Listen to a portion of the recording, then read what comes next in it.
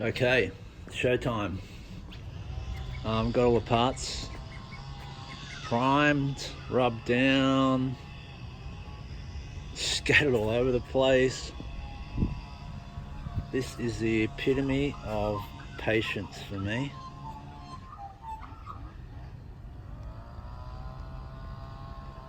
The big bits are okay. It's these little fellas that get ya.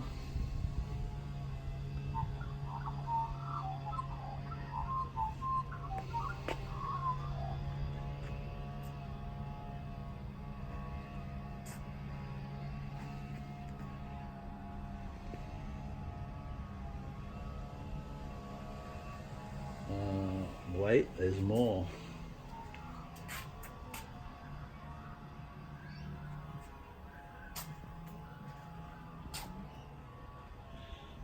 Anyway, that's the hard part. Now the fun part. Just plated the kick vent parts. So that'll be one of the first things going back on the cab. Looks alright. What could possibly go wrong? Getting parts fitted up. The windscreen panel will be next, and the roof. So getting the rest of the car put together, and now it's up to headlining time. So you just got to trim the headlining down a little bit. I've measured it all up, just drew a center line on this turret and used a placemat, sort of push up in there to get the curve. Placemat's 455mm long. Just marked that on the roof and transferred the measurements over. I mean, what could possibly go wrong? So I started gluing down the center first, and right through the center from the front to the back. It's got a few fold marks in it from storage. I'm hoping they'll sort of come out later. Now I'm going to glue this edge, and now I'm going to roll it in and see how she goes. Yeah, turned out okay. By no means perfect, but I think acceptable. Now I need to find a way to, if there's a way I can like shrink that vinyl, it will turn out perfect. So I don't know, heat gun it, spray it with water, anyway, I'll research. So got the wiper motors fitted to the windscreen panel in preparation for the roof to go on. I had to measure my wiring, do the loom from the wiper motors down across the side, down and through the hole into the top of the dash panel there. There's a little rubber grommet, so when the windscreen folds forward, it's not so exposed. So I've got to work out all the wiring before I can put the roof on. So that went okay. Smart bloke probably would have made sure they were working, but I should have done these up a while ago. I think I tested them. Anyway, now for the wiring. Just preparing all the parts. The interior, got them all just sandblasted in my little cabinet. So I'm going to paint them with epoxy primer and then some satin black and get them in the car.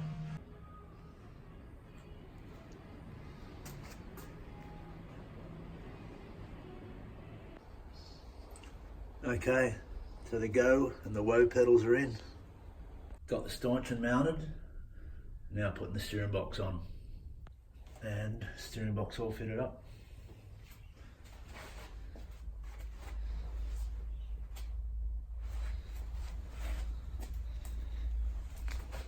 Now I just got to sort out the steering tube. So here we have the prime example. I think this is a 145 horsepower.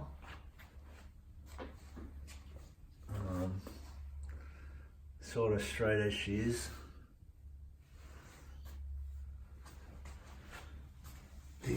3-speed gearbox transfer.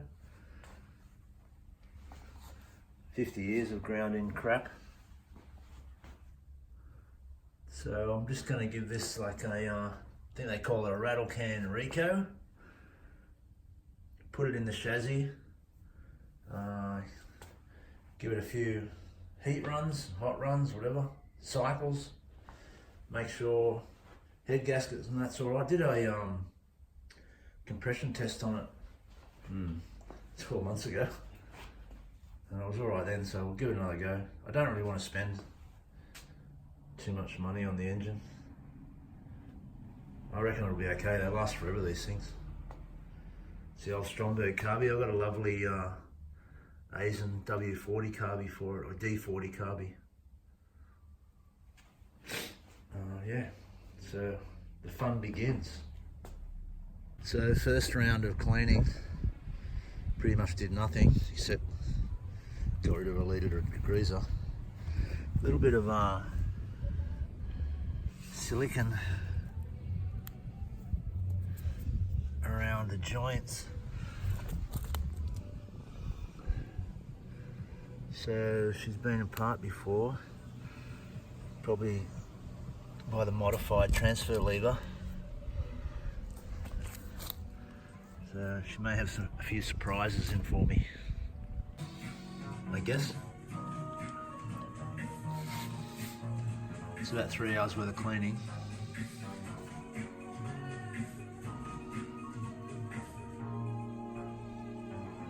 Ways to go. Righto, so after hours of cleaning, scraping, it's getting a little bit cleaner. So I ripped all accessories off. Now I think I'll just clean it with some petrol.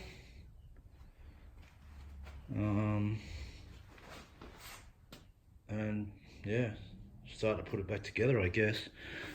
When I fell down in the front here, all oil ran out from behind the harmonic, so I've got to take that off and see what's going on behind there. Managed to break a bolt here. Which doesn't look too bad. Got a new Welsh plug in the back, I think. Just looks better than the others in the cylinder head. So I'm guessing maybe the cylinder head is been done. It's got all silicone on the water pump, around the sump. So she's had something done to her. The valves look all right. Can't see them with a phone, but anyways, stick with it. So we'll do the old weld the washer on trick and then weld a bolt onto that. You want to put the earth on as close as you can to where you're welding on an engine so the earth doesn't travel through any bearings or anything. Good tip. Weld the washer on first. Doesn't have to be tidy. In fact, the more heat you get into it, probably the better. Something like that. Same thing when you weld the bolt on. Doesn't have to be tidy. The more heat you get into it, I think the better. And we'll see how that comes off. Could have used a less rusty bolt, but didn't want to waste a good Toyota one. Righto. So how we go. It's coming. I'm doing it one-handed, but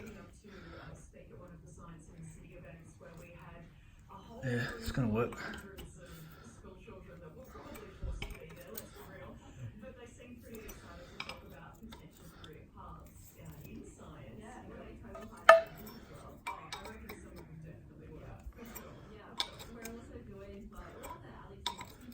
It does take a while, but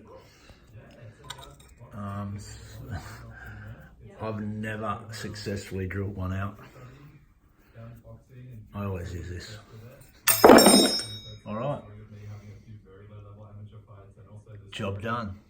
No. Another urban myth, I think. The first hit blew the dust cover off with a seal, and then it's packed full, and then it just squeezes through the bearings like easy as peasy.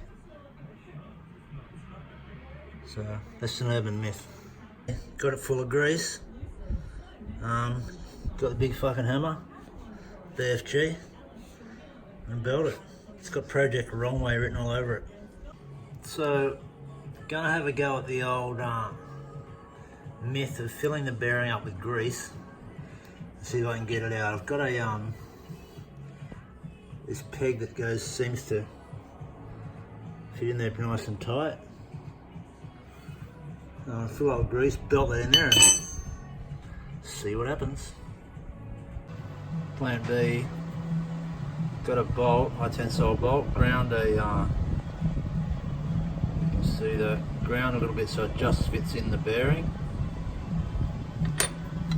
Big nut, that'll fit inside my, I'll use my snap-on dent puller, which is still here. Put the hook through the nut, put the sliding thing on there and give that a go. Right, got it welded on. See how she works. You got to value your time, right? When all else fails, spend the money. Worth every cent. You got to value your time. All right, so the rattle can Rico is well on its way.